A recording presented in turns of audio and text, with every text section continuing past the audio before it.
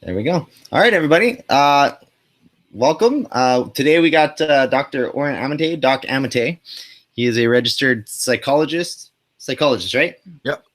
And university professor, and he Instructor. My apologies. And he hosts the podcast, The Real Reality, which I invite you to go check out. It's very interesting. So, how are you doing today? It's been a long day. It's 11 o'clock or 10 o'clock over here. I've been seeing patients and teaching all day and getting embroiled in Twitter wars, trying to bring reason and civil discourse to the hordes, only some of whom are willing to engage in the same manner.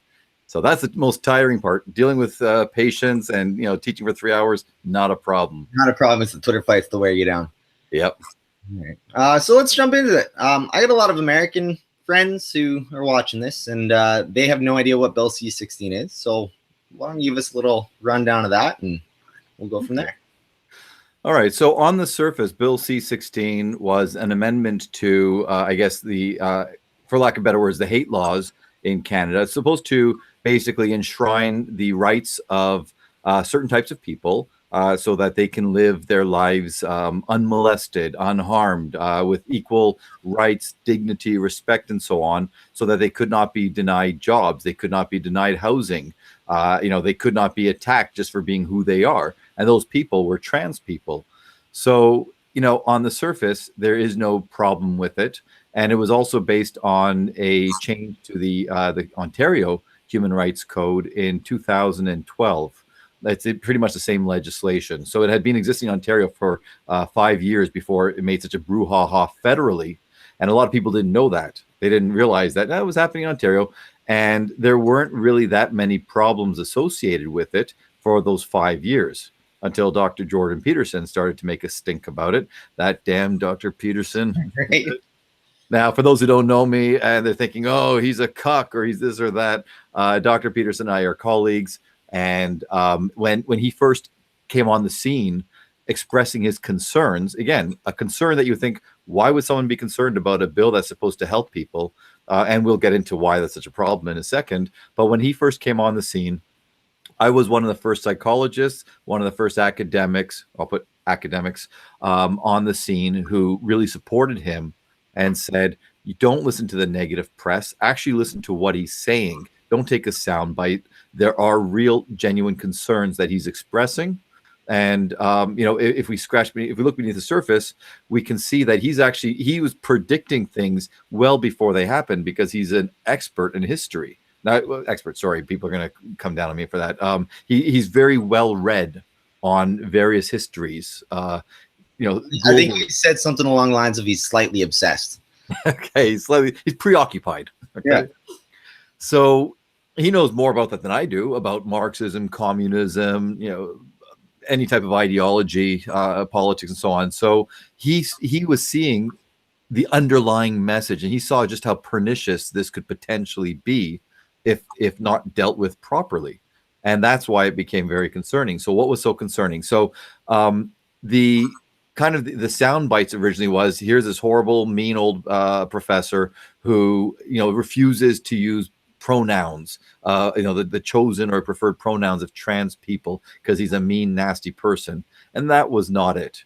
What he was concerned about was that we were being forced through compelled speech laws to do something that there was absolutely no evidence to suggest that it would actually be helpful. In fact, again, being a psychologist, knowing about not only the human condition, but also history and politics, he recognized that this would probably do more harm than good. And true to his, basically true to form, it has kind of played out that way. So the most, I guess, concerning part of this legislation was that part of the, I guess, ways that somebody could commit a hate crime, I'm going to put quotation marks around that, but in fact, in Canada, because it's different than the States, your American viewers might not get this.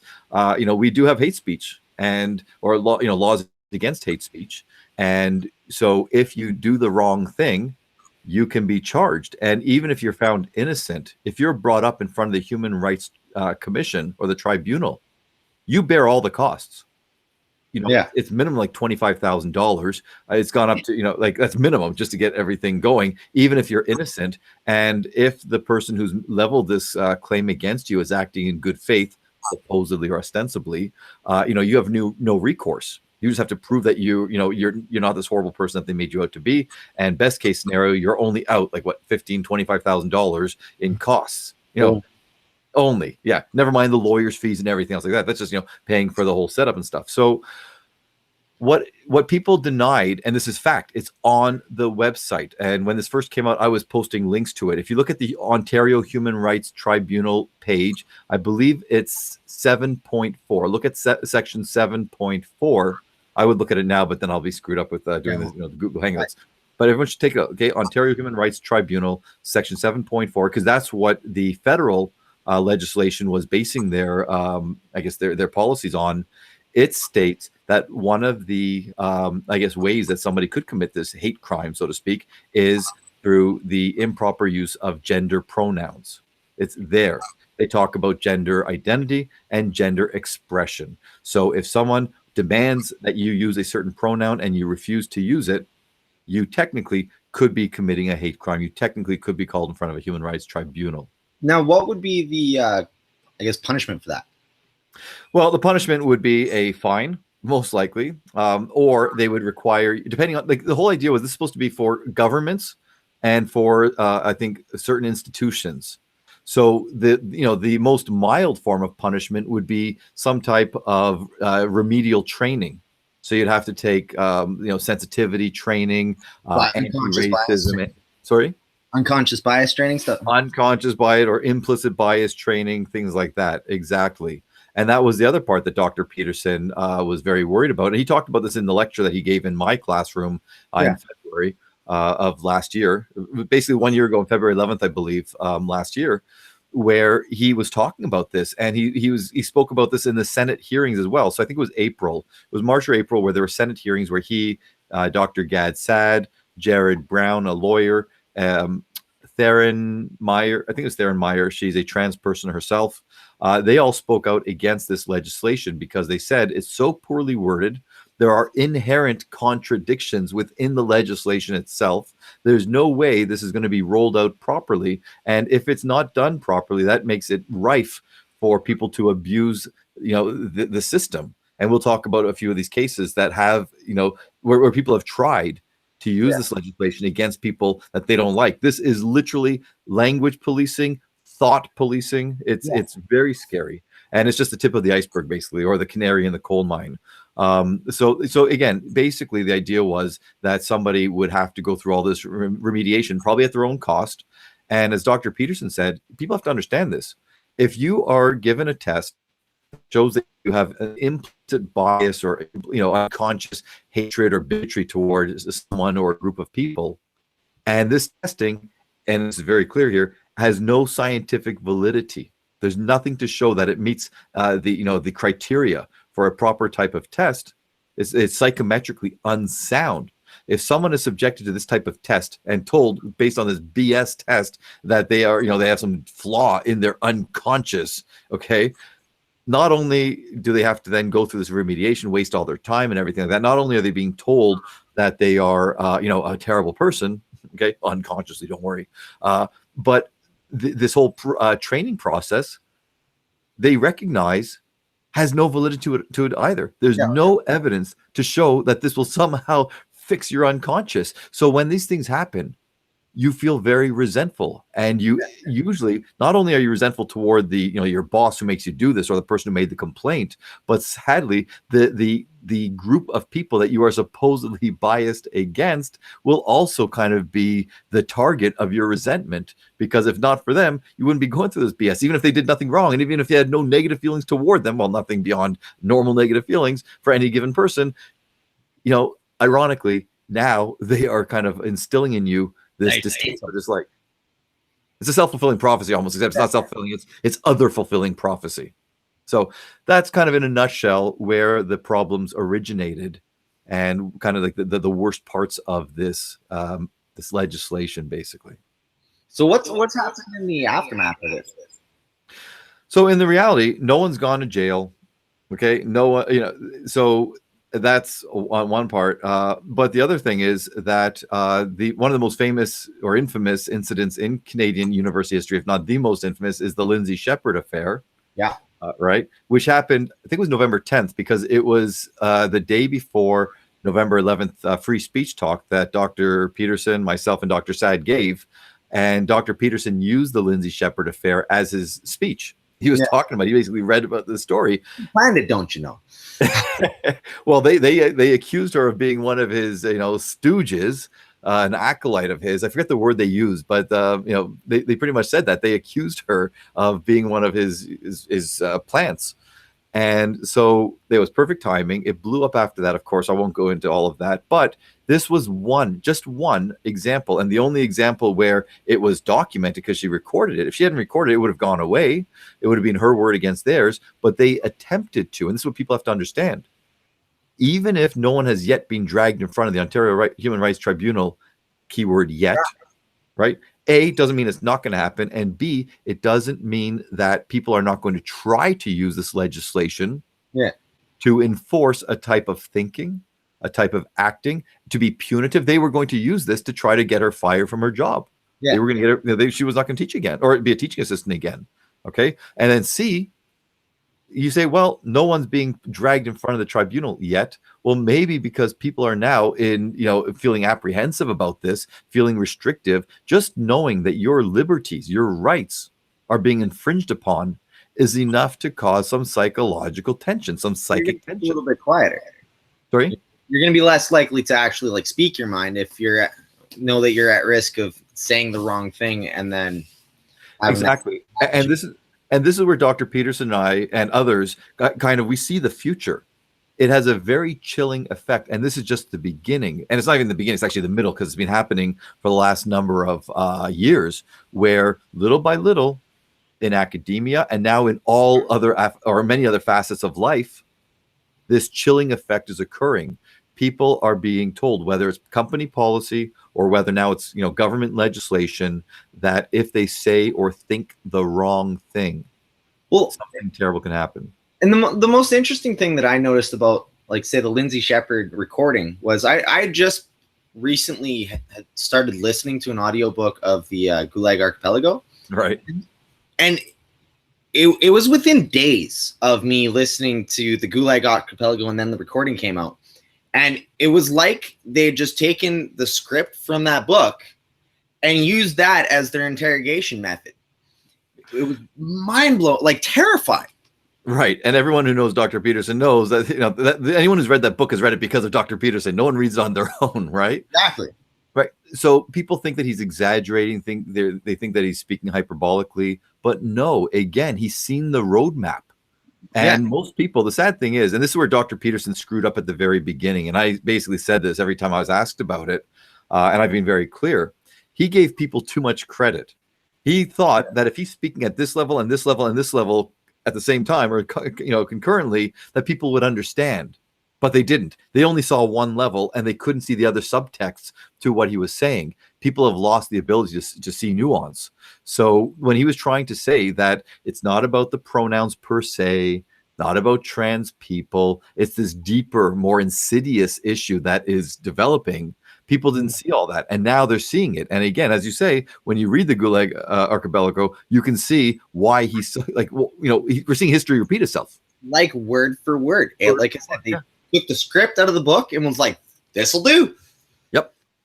Exactly. And so that's why we're not blowing things out of proportion. And now one thing that people rightly pointed out was that Dr. Peterson would not have gone to jail if he refused to use someone's pronoun. Okay. And he says he wouldn't refuse. That's again where things got distorted, but he wouldn't go to jail for that. But where you could go to jail, and people have to understand this, is if you are fined $25, $50, whatever $1,000, or you have to go to remedial training. On principle, Dr. Peterson wouldn't pay it. He wouldn't do this training. He wouldn't back down. And then now you're in contempt, and that can land you in jail. And that's where you can be, incarcerated. Yeah. Wasn't it also that if the judge, I think this is what the lawyer said, the judge would then order you to cease and desist, misgendering that person.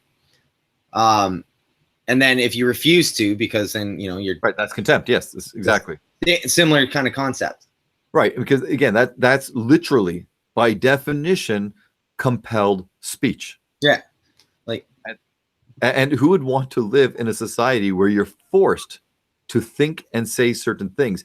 And where I've kind of got dragged into this, not because I have any skin in the game. And if people check out docamitay.com or check me out, Doc Amitay on YouTube, they will see that I've spoken with a number of experts in the field of trans issues. I've only had a few trans patients, a few trans students. I know a few trans people. No one in my family is trans.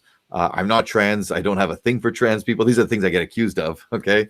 None of that.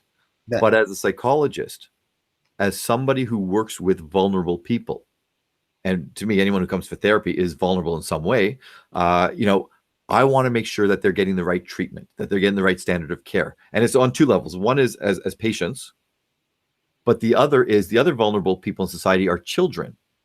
And so this is where we have to be very careful. When you enact some legislation saying that if you treat someone wrong, if you say something offensive to them, that this could be a crime, then people are not able to speak out and say, whoa, wait a second. I'm not sure if I want my 4-year-old child or my 6-year-old child or something to watch a drag show by drag queens. Now, just so people understand this, I was raised in a sex store. All right, just a little background. My mother opened up Canada's first sex store in January 1972. I was there in my formative years. A bit liberal on this kind of thing. Just a bit. I teach human sexuality, right? My own personal history, you can't write about it.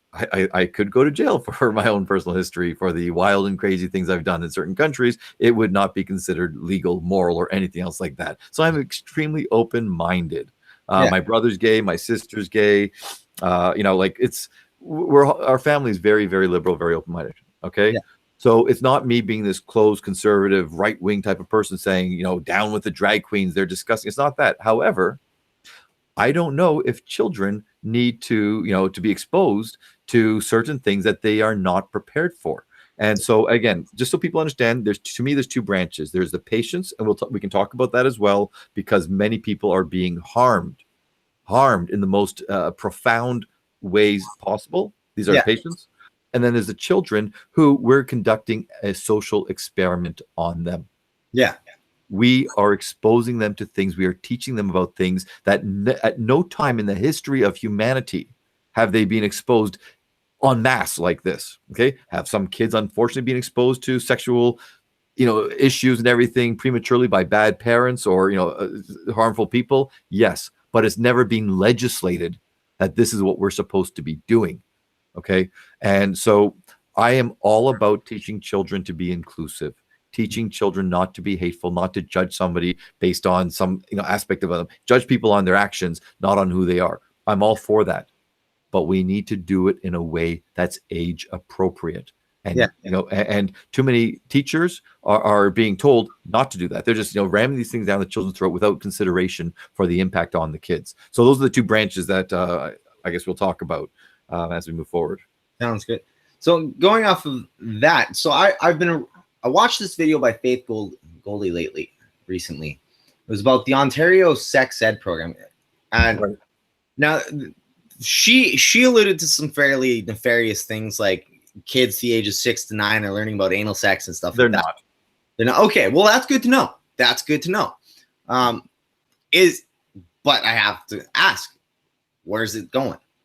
Right. So Charles McVitie, and by pure coincidence, he's the person who hosted us for our November 11th event. He was the only person who had the capacity to hold, I think it was 1,500 people, but who had the integrity or the courage, let's say, to host our event, because it got shut down previously. All right. Jordan Peterson, myself, and it had Faith Goldie in it by coincidence. So Charles McVitie, years ago, when our previous premier, Dalton McGuinty, was trying to ram down the new sex ed curriculum, he came out and was telling everybody that children as young as, grade 3 or 8-year-olds are going to learn about anal sex. Yeah. That's not what's happening.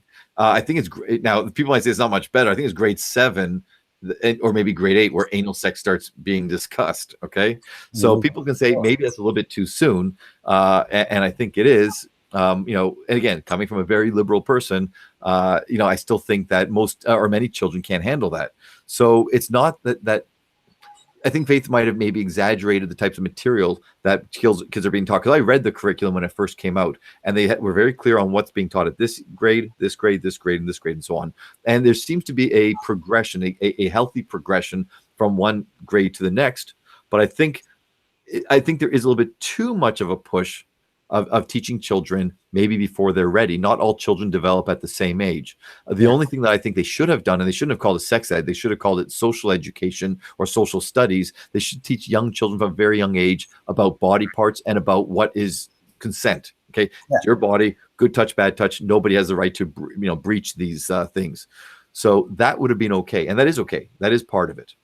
And by the way, having worked with very, very many people, especially people often immigrants, new Canadians, refugees, I'll tell you right now, there are many countries, and I read many essays from my students, literally thousands, where they say sex education was never taught to them. It was always hush hush.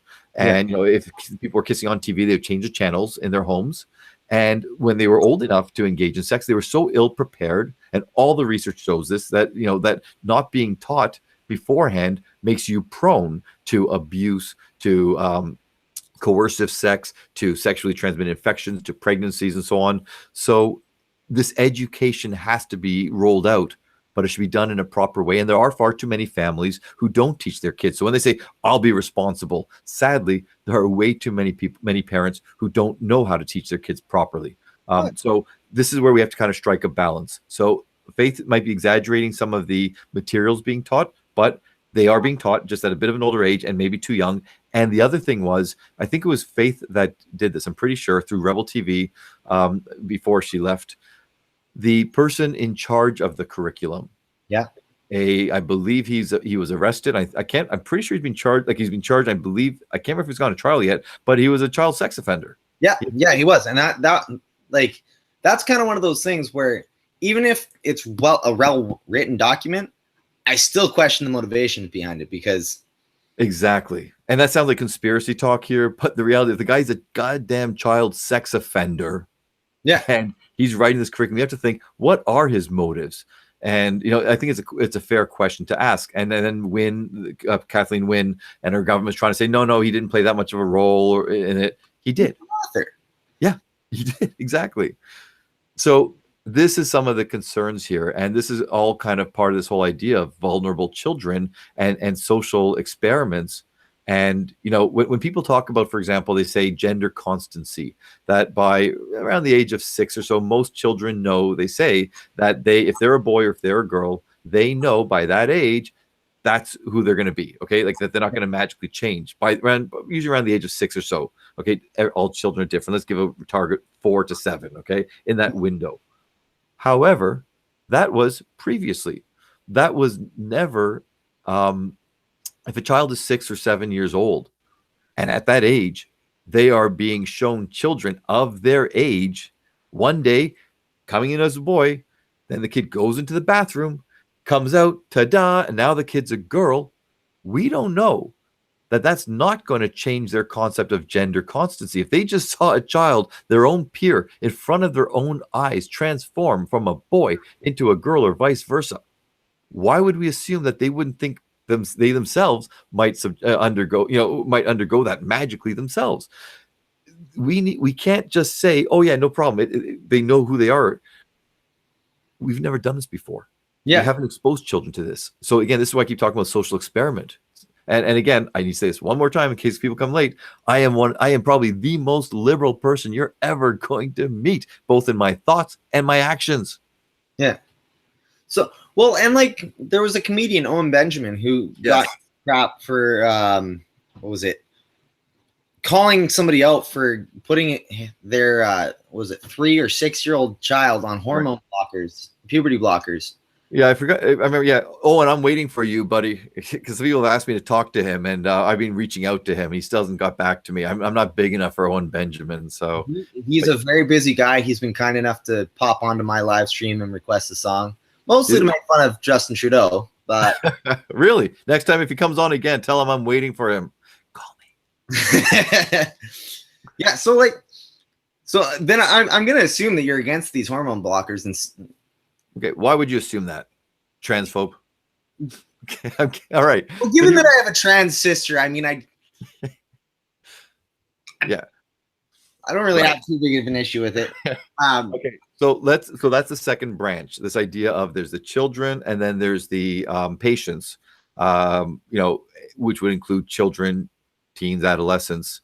So let's talk about that. That's the second branch. And so if anyone watches my videos, I've spoken to a number of people, professionals in the field who have worked with many people who've done the research on this, who've tried to help them. And I've spoken with, I've lost count. I've literally lost count of the number of parents who have reached out to me now that they know what I'm doing and telling me their stories. Yeah. So yeah, you're damn right. I'm against puberty blockers, because let's take a look at this. It's being sold, and the most common one is Lupron. And I just did a video with one parent a few days ago, and I was saying that these puberty blockers or these hormone blockers have been used for children with certain conditions. Some children kind of are escalating too quickly, and if they go into puberty too early, then it kind of messes up the rest of their development. They might not grow very tall. They might have bone density problems and so on. So so doctors recommend this Lupron. I think it's the most common one. There's other types as well. And I was saying in this interview with her that that for these people, it's being shown they followed the kids, they're pretty safe in these types of conditions where someone has a biological condition that needs to be remedied. But then she corrected me afterwards. She emailed me and said, but there's a lot of literature out there, if you Google Lupron, where there's lawsuits where it's not as safe as it's being claimed. And these are for people who, again, who have a condition that need to be remedied. So if you give these hormone blockers to kids who have no such condition, we do not know the long-term effects on them, number one. So this is what people have to understand. Number one, you put kids on hormone blockers. I understand the concept. It's like, well, if they're really a girl trapped in a boy's body or vice versa, why force them to go through the trauma of watching their body develop the wrong way? In theory, I get it. However, if you're keeping these kids on these hormone blockers for too many years, well, first of all, I can't do that. You have to do something with, you can't just put them on hormone blockers for life. There's a certain number of, I don't know what the actual limit is, but you can't have them on it for too long, number one. Yeah. Number two, never mind that. What about the psychosocial development? Puberty is a hugely important time of development, psychologically, emotionally, interpersonally, and socially. When you rob them of that, you're basically stunting their development. So as they get older and they haven't gone through that period, what does it do to them? Three, because they can't be on it forever, the next stage is, okay, well, we've avoided puberty, we've avoided them going through the puberty and the changing the body and everything. So we can't keep them on forever. What's the next step? The next logical step is now cross-sex hormones. Yeah. And now cross-sex hormones, there's no doubt in many cases, they give different estimates, but they say there's a likelihood, that's a high likelihood, that they can become sterile. Yeah. So now, as a teenager or as a preteen or as a goddamn child, they make a decision that they believe they are this sex or that sex. And at that age, again, starting at a certain young age, and I'm going to get to the fourth point in a second, but starting at a young age, we've basically condemned them to being sterile. They're not having kids. Well, not only that, like my 4-year-old can barely make up his decision about what he wants to eat, let alone like what he wants between his legs. Yeah, exactly. And we'll get to that in a second. But then there's the fourth part. Okay, here's the thing that we talk about it, and there's so much controversy over this. People should look at my video with James Cantor, or just Google James Cantor, and I believe his blog is Sexology Today. He's printed an article, I think it was the end of December 2017, where he basically reviewed the 11 or 12 studies that actually follow kids, trans kids, over the course of a number of years, not just 1 year or something, but to see how they do after they, what their life looks like. And we hear different stats. Ben Shapiro will always cite the highest stat. So I'm going to be honest and say the stats range from 56% minimum to 90% highest. Usually people say 60 to 80%, but it's 56 to 90%. They say that if a child says if a boy says I'm a girl or vice versa, and you do nothing, just let them be who they are, they will say, no, I'm not. Yeah. Over time, they will desist. They will no longer think they're trans. 56 to 90%. And as I was saying, that once you put them on hormone blockers or anything like that, you're setting them on a certain path. And here's the scary thing. I forget what the number is. I want to say it's the high 80s or 90s, but they've shown that the people who do go on that path, especially when they start with puberty blockers, there's an 80 to 90% chance that they will continue on that path. And if you think that most kids, if left alone, won't continue on that path, but we're saying, wait a second, once you put them on the path, like you actually put them on these hormone blockers, they will stay on that path. There's a huge chunk of these kids who are being pushed in the wrong direction because they're not trans. They're gay, or they're straight but effeminate, or they're a tomboy. They're not trans kids. And you're putting them on this path, and there's cognitive dissonance. So if a child has lived many years a certain way, and not only do they believe it at first, not only have they committed so much to it and they've made a big deal about it, and the family, celebrates them, or there's been conflict in the family, yet they they've been resolute and they say, I'm going to do it, blah, blah, blah, blah, blah. You go on this path. It's very hard for someone to go, I think I made a terrible mistake. Plus, they're getting rewarded for it. Now they've got social groups. They've got all these people coming to them and praising them. And suddenly you go, oh, sorry, guys, that's not me. People aren't going to do that. So they're going, well, they're trying to convince themselves, I'm going to keep going in that pathway, even if it's not their path. Remember, 56% is the most conservative estimate, up to 90%. And then what the people say is the trans activists say, most of these people were not real trans. And I say to them, you're exactly right. If these people are not real trans kids, why the hell are we pushing them to do this? Exactly. Because and every state and every province is different, but there's legislation, or I shouldn't say legislation, sorry, there's ethical guidelines where now doctors or counselors or therapists are told if a child says they are a certain way, you have to affirm it. So instead of doing what the prudent way would be, which was what Dr. Ken Zucker in Toronto was doing at CAMH before he got fired, and he won his first lawsuit so far, not against CAMH, but against, I think, some journalists. He's got a lawsuit against CAMH for improperly terminating him. He had the biggest gender identity disorders clinic, and there's controversy. Not everybody agreed with his method. Not everybody was happy with the outcomes, but many people were. His method was simply, well, he had a few things. I don't agree with everything as well, but the biggest point was, let's wait and see. Let's try them this way before we go this other route, which is this medical or surgical route. Right. So that's the prudent way. And if you do that, now you're called a transphobe. And if you're a therapist, you can be complained against. You can lose your license. You can be suspended. And the last thing here, and it's actually happened in America, and it's going to happen in Ontario because they did change the law. And Kathleen Wynne said it wouldn't happen, but she's a liar. If a parent does not affirm their child, they are at risk of losing their child to Child Protective Services. You want to ask, this is because if it's, think about that. I do perhaps the most parenting capacity assessments in Ontario, if not Canada, where I assess families who are involved with Child Protective Services. I do it for the courts. I do it for the families. I think I've done about 450 of these cases. And most of these cases are not severe abuse, like physical abuse. They're usually neglect, or their risk of harm or psychological abuse. And if it's in the legislation that not affirming someone's gender, right, is a hate crime, then a parent who doesn't affirm their kid's gender is committing a hate crime. And you're going to tell me that Child Protective Services are not going to go in and say, sorry, your child's at risk of emotional and psychological harm. We need to apprehend. And they will do that because I've seen this happen in other cases for far less things.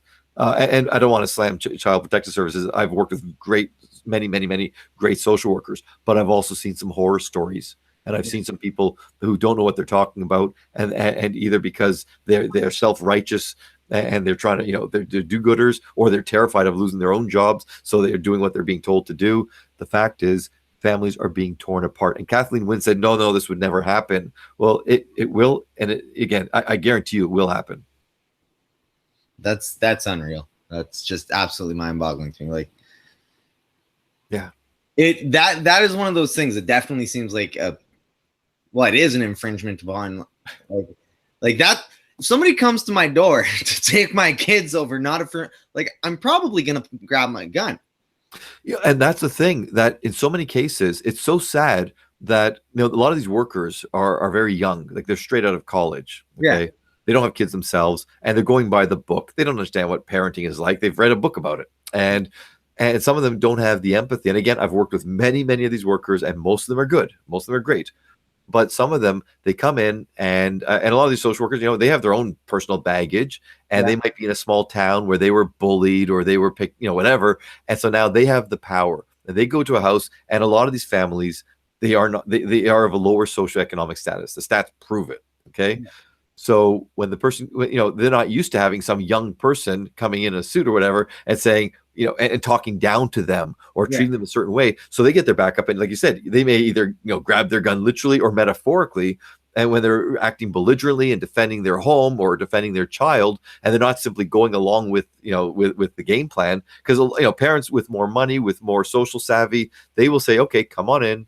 I know this is a bogus thing. Let's talk about it. They'll conduct themselves properly. The case is closed and that's it. But too many parents, they don't act that way. And they give the Child Protective Services the kind of impetus to act further, to escalate, and then the kids get taken away. And even if the kids are returned, first of all, they go to court 5 days later. That's 5 days of a child essentially feeling like they're kidnapped. And again, I've done so many cases where taking the child out of the home was the right thing to do. Yeah. Okay? I'm not some conspiracy theorist, but in these cases, just because you're not automatically affirming a child's supposed opposite gender, that's ridiculous. Now, are there some parents who are hateful, who are bigoted, who are closed-minded, who will torture their kid, who may even kill their kid because they happen to be trans or gay or just non-conforming? Yes, there are, and they're monsters.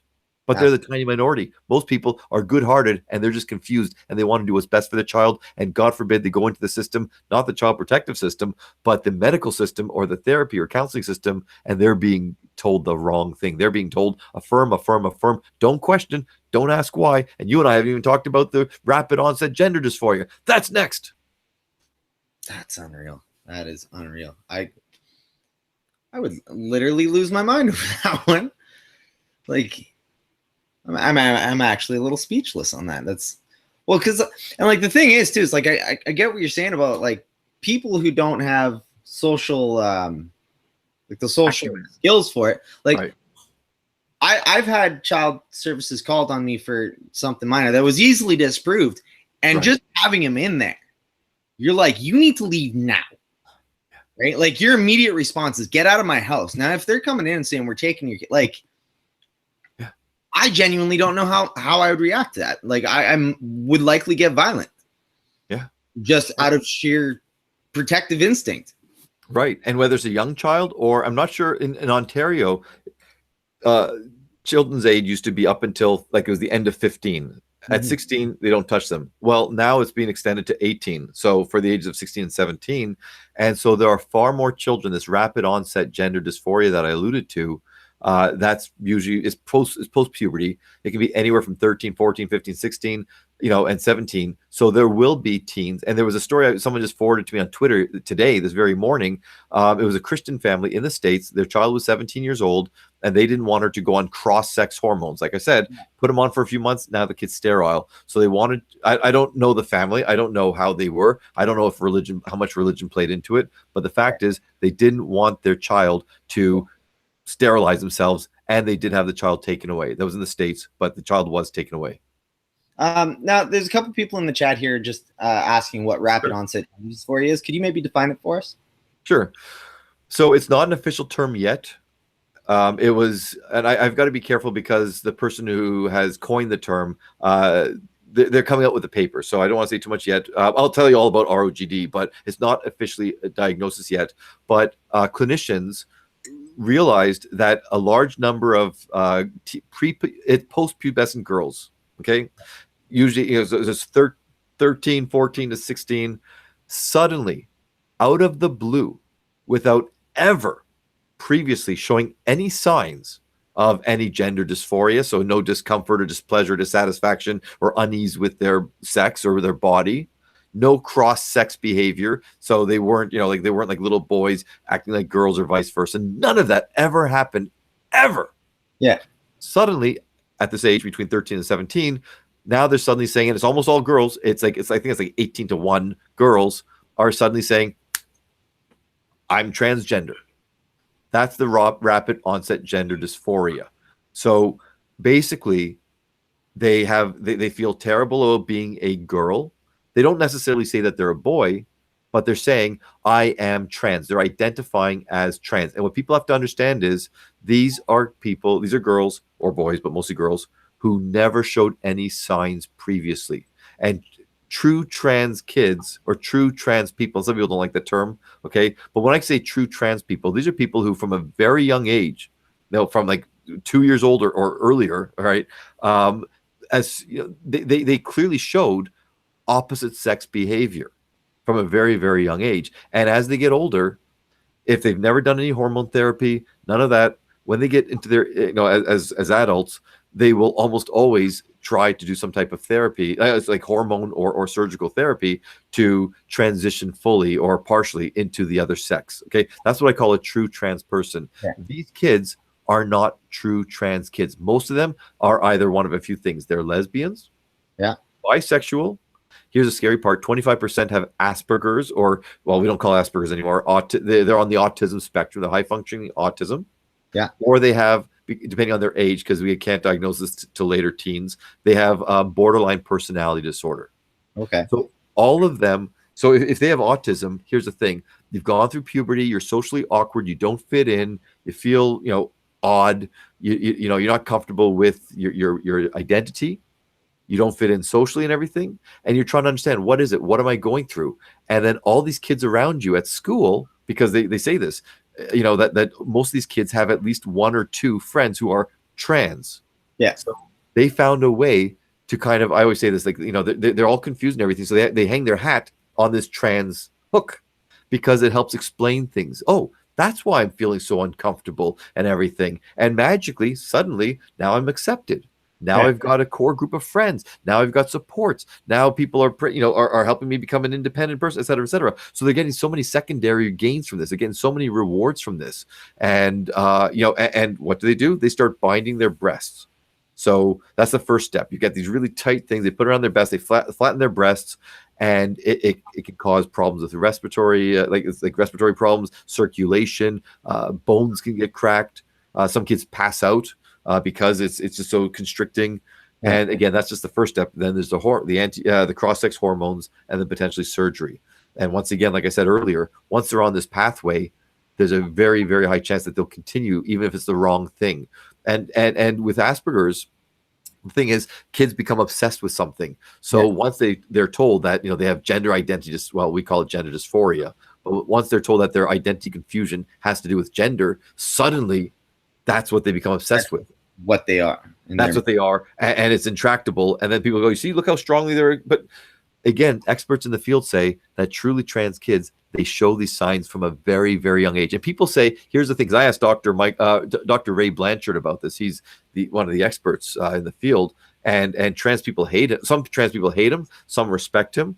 But they've created a monster out of him. When I asked him about this, I said, what about the people who say, well, these kids, who didn't come out till they were like 13, 14, 15, et cetera.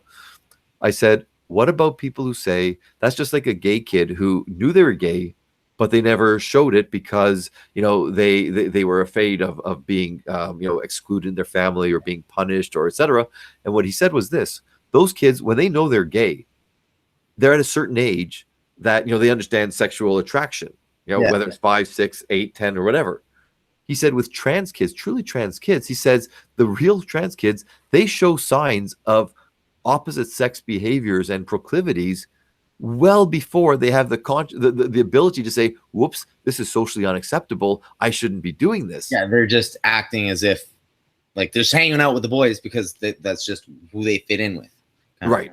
Exactly. Okay. So he said that if they really were trans, you would see signs earlier.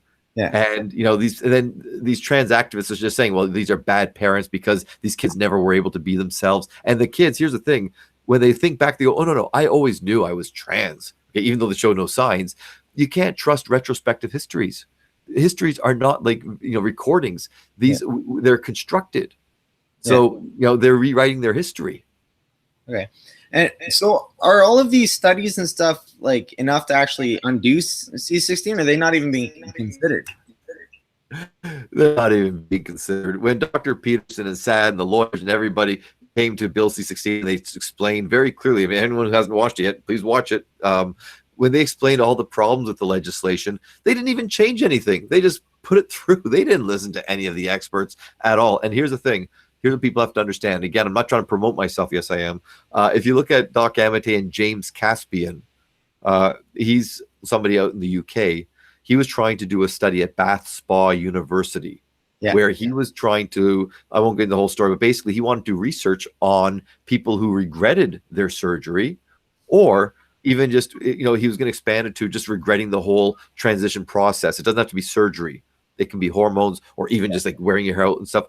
And the university refused to allow him to do this. Originally they said yes, then they refused, and their reasoning was because they were afraid it would cause too much social media backlash. I think I must have been watching your video earlier today where I heard that, and that's just unreal. Yeah. Yeah. So, and that's in the UK. They're worried about backlash. Well, what about now with legislation where someone can say any of that kind of research is a hate crime because somehow you're trying to harm trans people through this? And it's like, no, we're trying to find out the truth, because trans people say that it's between 2 and 4% of people who desist, who say, no, I'm not trans. And those people, they say they only desist because their parents or their church or whatever are hateful, terrible people. Okay. Yeah. Well, when research comes out that contradicts their claims, they shut it down. People aren't allowed to do it. That's unbelievable. So, okay, the other thing I wanted to ask. So, when we were talking about this earlier, you had mentioned this kind of ties into the whole MeToo movement with the whole freedom of speech and Bill C-16. So, I'm just curious what that connection is. Did I say with the MeToo movement? I think so. I might have been wrong.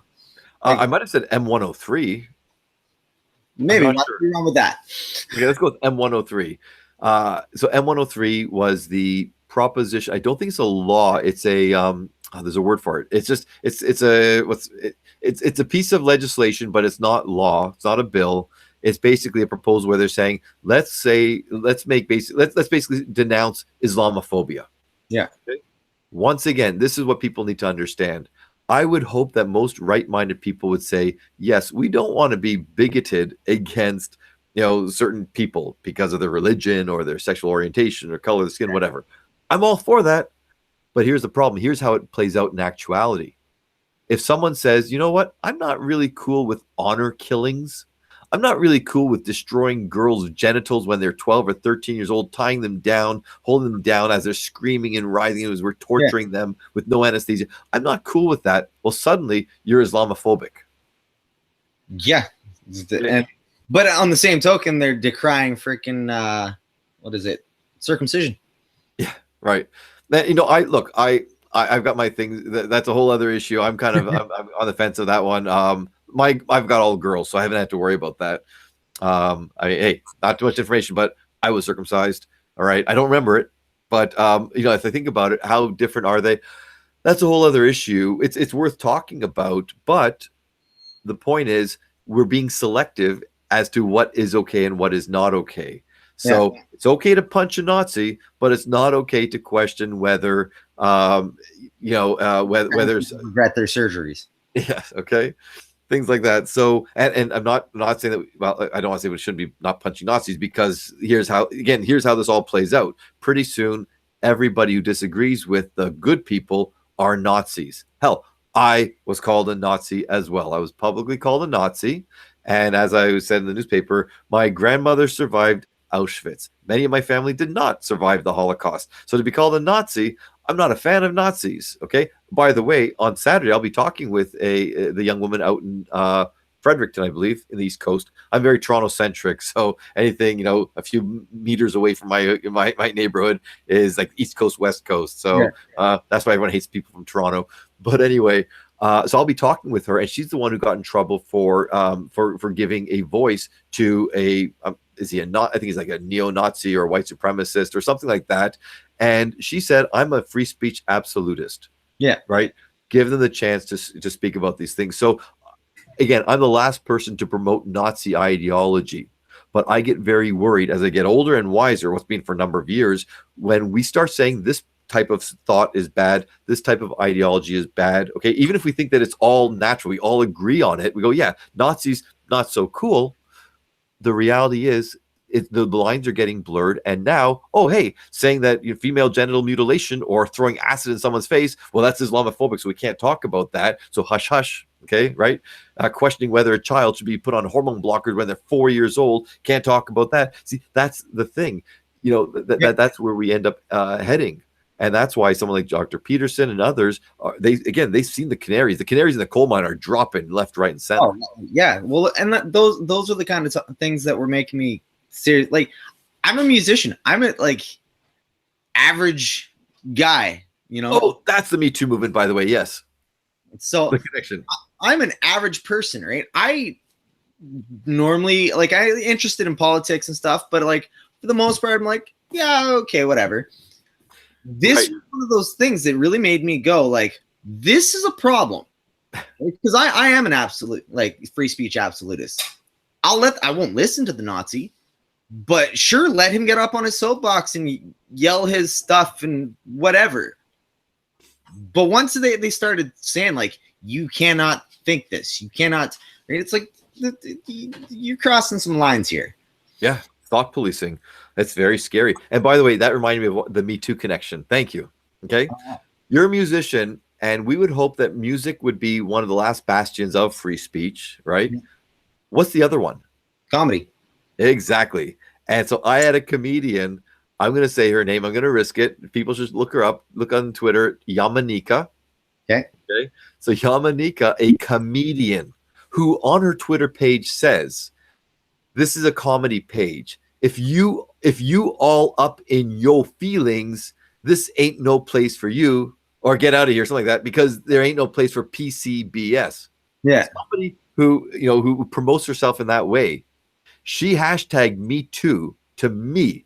She tagged my damn university asking, should they really employ someone like me? Because, and I kid you not, I swear to you, it's all there. And if you want, I'll give you all the pictures and everything. I screenshot all of it because I said, I posted a tweet about this comedy show. It's called Roast Battle, where comedians go at each other. Okay. So this is the most tasteless stuff. Everything is on the table, like dead siblings, dead parents, whatever, suicides, all that stuff is fair game. So something as horrible as that, and I put horrible because I love it. Okay. Yeah. All I did was I was promoting it, saying it's the greatest thing on YouTube. And I said, the comedians are great. The host is great. The judges are great. I said, except for the female judges. Because Yamanika and two others, the three female judges, there were a couple of other ones I should have included as well, but I hadn't seen their videos, okay? Yeah. They're just not funny. I'm not saying women can't be funny. I'm saying those three women are not that funny. That's all I said. And I even said, well, truth be told, Yamanika has had some funny lines. I said, but the ratio of funny lines to words out of her mouth is much lower than the male comedians. That's all. Or the other judges said, the other judges.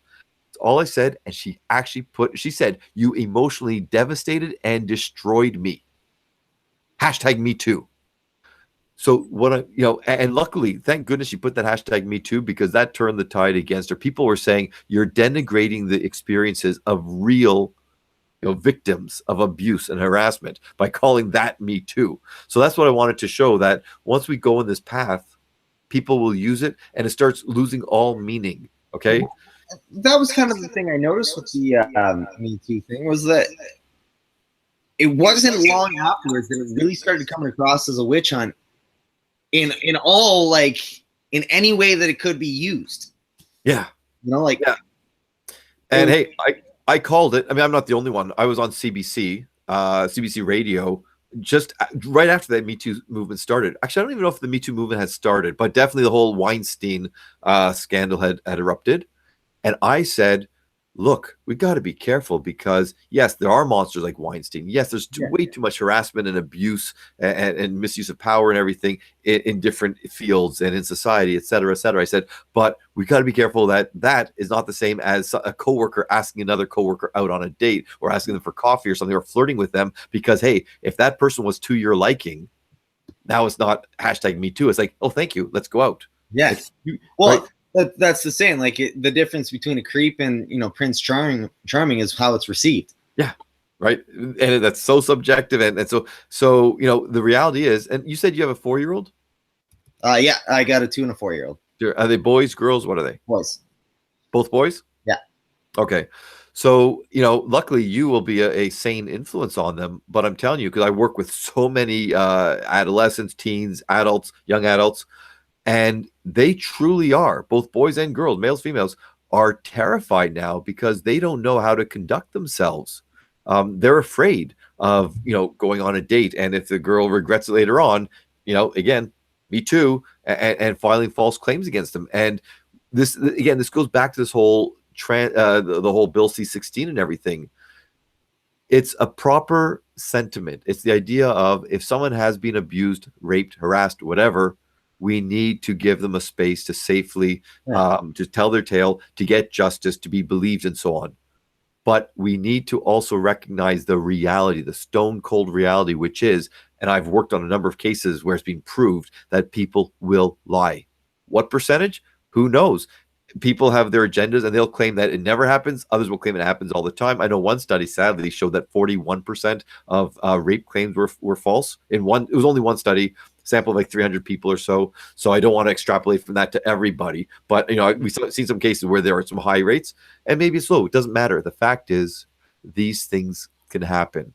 And when laws that are based on good ideologies, good principles, but they're not executed properly, we are just leaving it open to abuse, to misuse, and to causing a lot of, let's say, witch hunting, and a lot, and the mildest problem is people are very confused, they're terrified, they don't know how to conduct themselves, and it's causing a lot of stress and anxiety from a younger and younger age. That's definitely kind of an issue that like I've been having with dating, because like it's hard to go talk to a girl if you're concerned that like if I go say hi to her, am I going to be charged with sexual assault? Yeah, and have my name plastered on the internet, right? Right, and that's very important. It's not just whether you're going to actually be charged; it's the being charged in the public, so to speak. And the more I speak out on these things, look, I've made myself a huge target because I've pissed off a lot of groups. Because I get nothing from this. I hope people understand. Even though I'm plugging my site and everything, take a look at it. It's not monetized. When I first invited Jordan Peterson to talk in my class, and 500,000 people watched his video, 10,000 watched my same video. They watched him.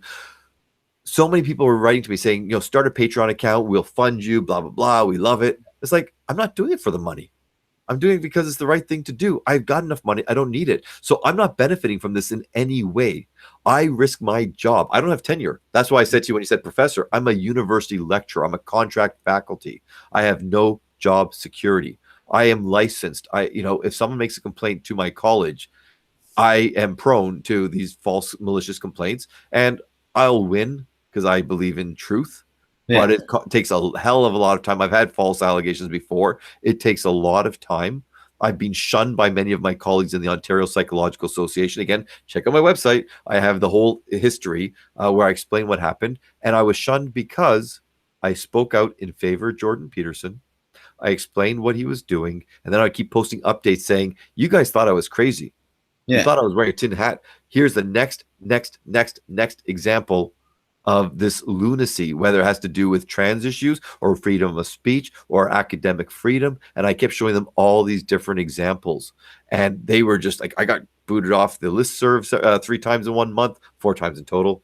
I had 3 or 4 conversations shut down because these psychologists were saying, ooh, we're being triggered. I was literally being told by the president, who's a nice guy, Dr. Sylvain Watt, done a lot of good work, and I praise the hell out of him in my videos. But he would email me and say, Oren, I just got like several dozen people threatening to leave the Ontario Psychological Association because your emails. Really? You can't. And they're psychologists too. So you think that they're like ready to face some ugly truths there. Exactly. We of all people are supposed to be able to step back analyze the facts, not allow emotions to override us. And when I said that to one of my colleagues, she said, "That is so arrogant. I can't believe you said that. Trigger, trigger." Because I told her that as psychologists, we should be better than the average person. I said to her, I said, "Aren't mathematicians expected to be better calculators than than others? Shouldn't basketball players be able to jump higher? Blah blah. Shouldn't musicians be able to have better pitch and tone reading and stuff?" Yet as psychologists, we can't say that we should be better prepared to be able to analyze this dispassionately and objectively and to see the truth with a capital T. I got so much shit from so many colleagues, public, on the listserv. So I'm one of the few people fighting against this. I get no benefit whatsoever, except that maybe I get a few years knocked off of my time in limbo or in Hades or wherever I'm going after all this, because I'm doing the right thing for the right reasons. Again, no money, no benefit, no groupies, nothing. Same thing I'm doing, just trying to like get the word out there and trying to make sense of all the nonsense that I seem to be running into. There's a couple questions in the chat. A couple people are asking who backed the bill. I don't know if you know any of that. Maybe if who? Well, the senators passed it. Yes. Who promoted it? Trans activists. I don't know any particular names. Oh, geez. Before the next question there, sorry. When we're talking about this stuff playing out, Morgane Auger. Morgane Auger. Oh, I thought you'd go, yes, I know Morgane. I do not. Tweet. Check out Twitter. Morgane Auger, Morgane Oger, a trans person out in BC, maybe Alberta. Sorry, anything west of my neighborhood is West Coast, like I said. Yeah, anything east of the Saskatchewan-Alberta border is just, you're all Easterners. I know, yep.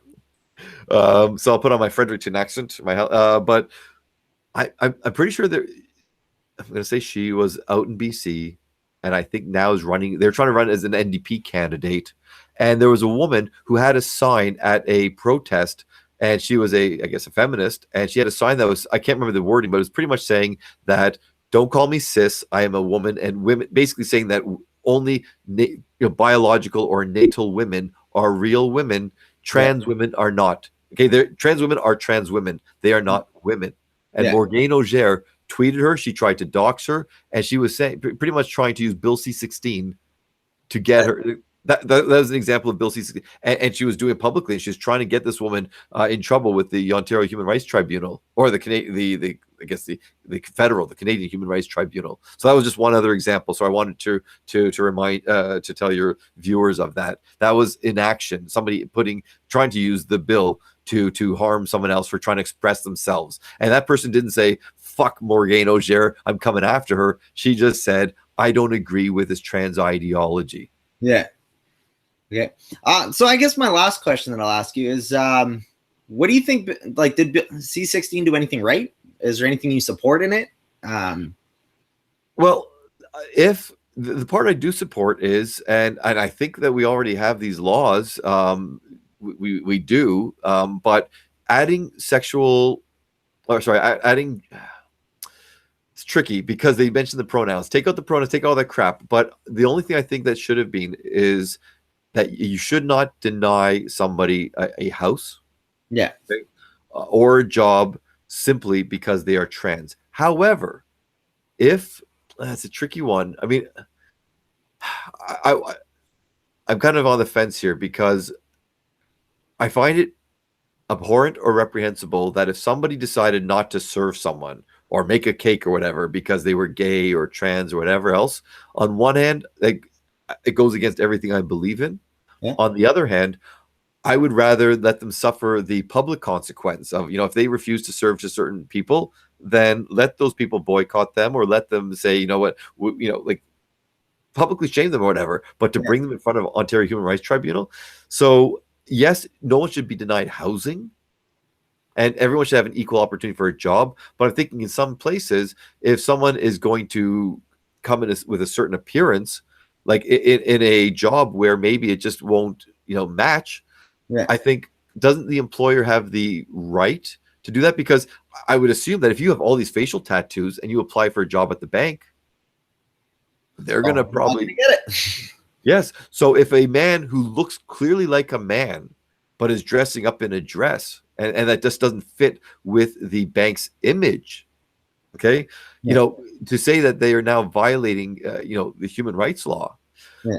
It's like, okay, well then what about tattoos? Could someone then complain and say, I wanted to get this job, or they had a giant mohawk and they came to the job interview with cut off shirts or whatever, and that's what they want to wear because your dress codes be like. So I'm kind of on the.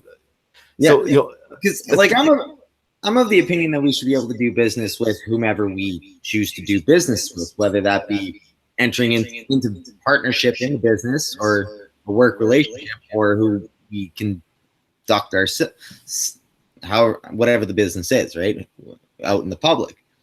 So it's tricky because we do have hate laws and we have to be very careful. And as a psychologist, again, I want people to understand, and people will, evil people would take snippets. And again, I've got the recording evidence and I'd say, hey, let's look at it all in context. People need to understand that in my classes, in my podcasts, in my media appearances, I give 4 or 5 radio and TV interviews a week. Whenever the issue of trans rights or any trans issue comes up, I am always very pro-trans. I am extremely tolerant, and I want people, everybody, to be able to live a life just like anyone else. And so any laws that would help someone, to be able to do that without infringing on the rights of everybody else. Again, and that's what we talked about with kids. Kids should not have to worry about these issues. Like if they have a child in their class who's different in some way, teach compassion. Teach kids not to judge them just because they're a little bit different for whatever reason. I'm all cool with that. But forcing kids to understand that, hey, even though you have a penis, you could have a vagina when you get old. Like, really? So, people have to understand that. You can misconstrue me all you want, take me out of context all you want. But bottom line is, I know, and I'll defend it. I've got lots of recorded evidence that I am very pro people, pro humans, pro trans, everything. So when I say about this whole idea about this legislation, again, I'm just trying. I'm talking out loud here and saying I don't want to be a hypocrite. I want to have free thought. Yeah. And if people want to be assholes, if people want to discriminate and everything like that, even though I think it's wrong and reprehensible, I think people should have to tolerate it. The fact is, people do discriminate, but discriminate against people for a variety of reasons. So many ways. So many different ways. And that's what Jordan Peterson was saying as well in his talk that I gave in my class. He said, if we're trying to have equality or equality of outcome, or we're trying to make the world an even playing field for everybody, you'll never satisfy everybody, because there's always a certain somebody who will say, how about me, what about this, me too, in a different way. It's like how you almost have to have the caveat of like, this is how most women are, not all women, but they have a tendency to be, say, more interested in people, right? Yeah. And even saying that, again, will get you in trouble, as we know, as James DeHore, right? Not all of them. Doesn't matter that you put this caveat. And that's a problem. And that's with these absolutists, and not free speech absolutists, but absolutists who say that it has to absolutely be my way, okay, where they think they run the show. And my catchphrase is, they don't know the difference between righteous and self-righteous. They think they're being righteous, but they're being very self-righteous. So again, this whole Bill C-16 and everything intertwined with it, the fact is, people will misuse it for their own needs. It's already happened. Like I said, maybe no one's been dragged to the tribunal yet, but there have been several threats. Sorry? They're working on it.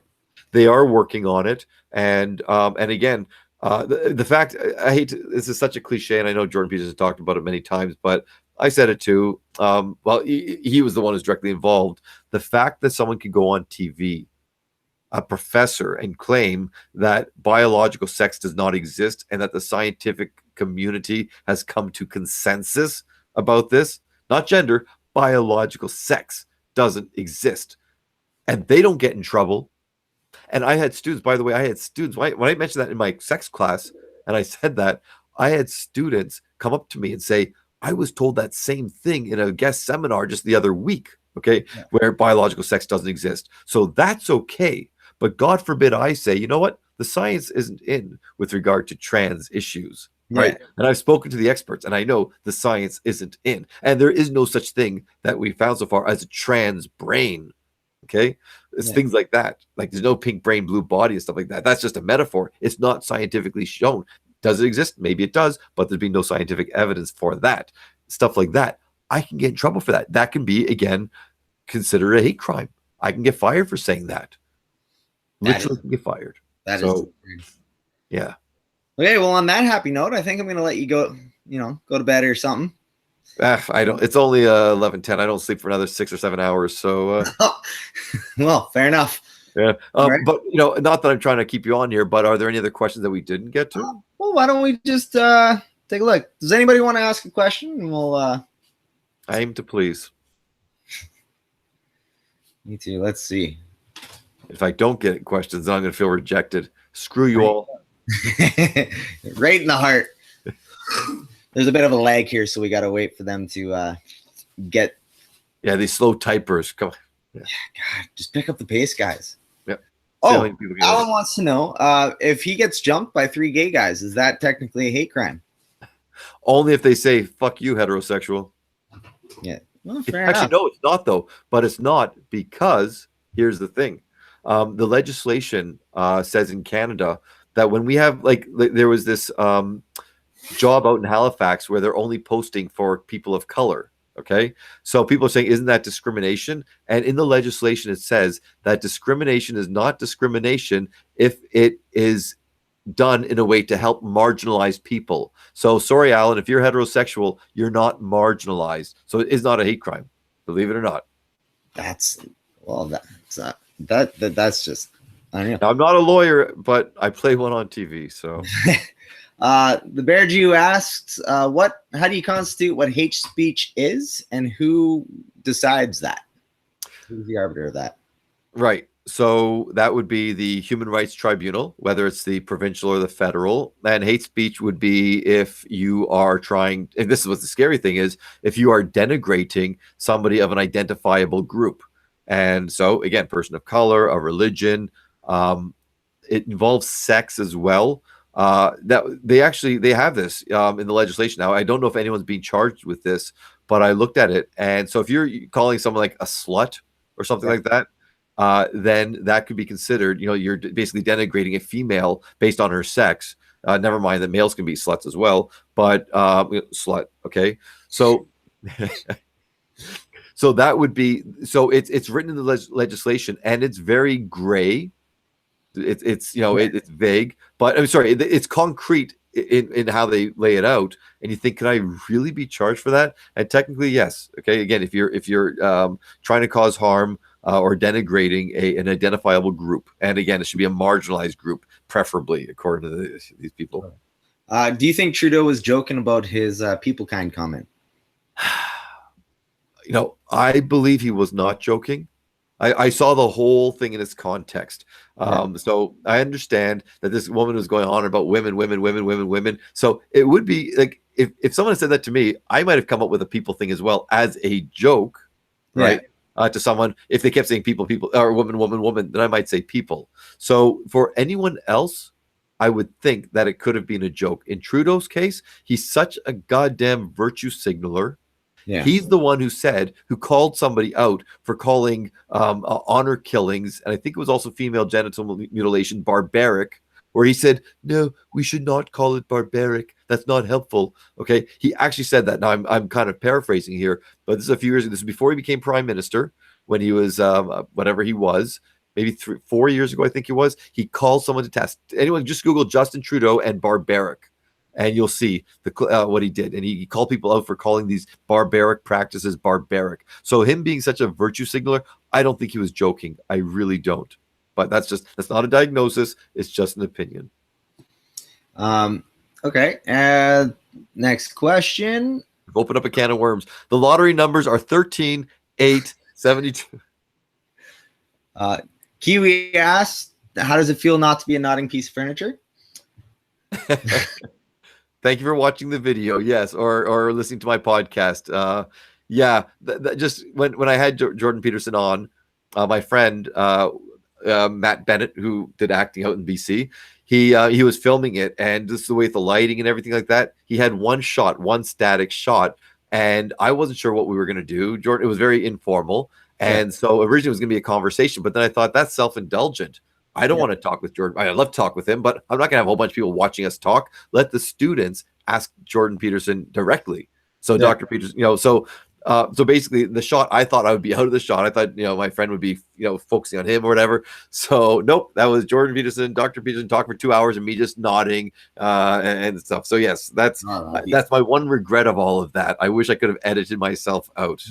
I would have loved to have gotten into just a room and listened to that guy speak. You know what? A lot of people said that was the best, speech that they had seen him give, because it was just, he was able to just, I wasn't trying to interrupt. I wasn't trying to show how smart I am. I just let him talk and let everyone ask him questions. They were good questions. And here's the sad thing. I couldn't promote it. Yeah. It was all on the hush hush, because otherwise it would have been shut down. People would have put fire alarms. That's unreal. Do you think the Human Rights Tribunal can be dismantled? And what do you think it would take to do that? It won't be it will not be dismantled. Too many people are invested in it, both financially and just, again, it goes back to virtue signaling. And so what would it take? Well, I have no idea what it would take. It would take a politician with either the balls or ovaries to do the right thing. But again, how can you do the right thing when you're tearing apart something that's supposed to protect the rights of our vulnerable citizens? So again, on the surface, it looks righteous, but in reality, it's been a shit show. And again, I'm all for protecting people's human rights, but I think we have other remedies to do that. Okay. Why do you think it took 12 years for the bill to pass? Because it was first introduced in 2005, and then I guess didn't finally get. Well, I'm wondering this. I'm just speculating here. I'm thinking that maybe the Ontario, and I didn't know that it started then, but I think that maybe with Ontario in 2012, as I said, maybe it was a trial run, and they saw that, hey, it seems to be working. It's all about politics. It's all about having a voice. People have to understand this. It's lobbying. Okay, let me change gears for 1 second, just to really, kind of throw something out there for people to digest, to understand the power of lobbying. Okay, and to have your shit together and to be able to have the ears of the right people. Okay, so we know in Canada, okay, and people don't like to hear this, and this is what I was doing on Twitter today, and I've done this before. Go to StatsCan, look it up. StatsCan is not, I think, it's not a conservative institution. I think it's pretty liberal. I don't know, but StatsCan shows very clearly that 40 to 50% of victims of domestic violence are men. Yeah, okay? 40 to 50%. Now, men commit the more violent crimes, but 40-50% of men have had their lives ruined in some way by domestic violence. And I've worked with a number of these cases. Here's the thing. How many domestic violence shelters are there for men in Canada? I remember hearing 1 or 2. Okay. It's 0 now. Oh. There was one man, I forget his name. I should know his name because I've talked about it so often. I'm sorry. But he opened up with his own money because he was a victim himself. And he killed himself a few years ago because he went broke trying to run this shelter because he couldn't get the backing. So even though 40 to 50% of victims of domestic violence are men, there are no shelters for them. There's literally not one shelter. Yet there's hundreds, or at least dozens and dozens for women and children. So this is the idea of, if you don't have the backing, if you don't have someone's ear, right, then you don't have any currency. So trans people, trans activists, they jumped on the tail of the LGBTQ, and they were able to build on that and kind of get their rights in. So I think that's probably what that's why they were able to enact this law. Maybe that's why it took so long, because they didn't have, that power, the clout. Yeah, that's what I believe. Is there any other legislation that you see just as problematic, or?